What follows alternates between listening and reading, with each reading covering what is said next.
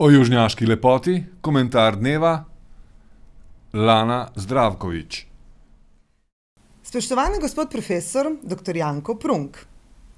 Na strokovni razpravi Aktualni znanstveni pogledi na slovenstvo, ki jo je pred kratkim organiziral Inštitut za narodnostna vprašanja, ste dejali: tretjina študentov, ki se vpisujejo na FDV, je nekega južnega izvora.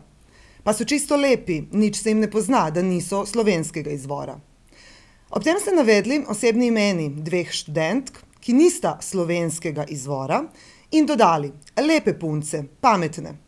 Vaše besede navajam po Dnevniku iz 4.3. in Mladini iz 14.3.2008.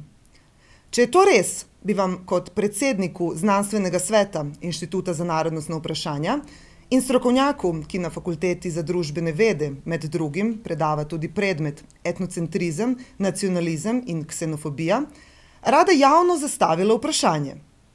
Kot osebo nekega južnega izvora in kot podiplomsko študentko fenomenov nacionalizma, etnocentrizma in rasizma, me zelo zanima, po katerem standardiziranem merilu in metodi je mogoče presojati lepoto posameznika, posameznice, ter kako je le-ta bistveno povezana z njeno, nacionalno oziroma narodno pripadnostjo.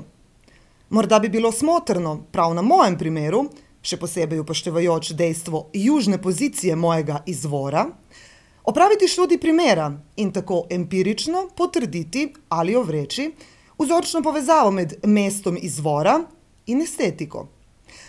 Predlagam torej, da se preiskave, ki bi potekala na javnem mestu, udeležijo še mediji in zainteresirana javnost, ki bi se lahko tako neposredno prepričali o verodostojnosti vaše znanstvene metodologije.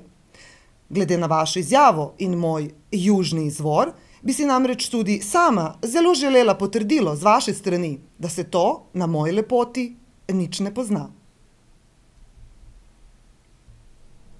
Mečken preveč si pametna, mogoče.